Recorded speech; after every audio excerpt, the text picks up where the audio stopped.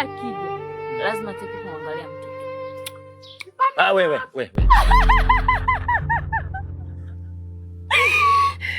Sio kila unayemwona barabarani anakimbia ukazeni ni chizi.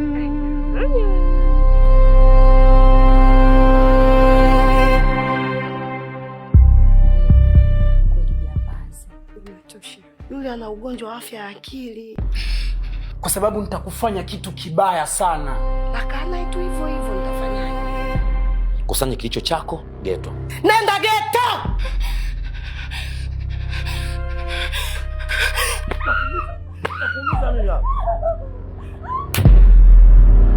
Chochote utakachokianzisha yule lazima atamaliza. Inawezekanaje mtu ambaye anatarajia kumuoa eti aolewe kwenye hii familia? Usiku ya leo hautakuja. Ni sawa.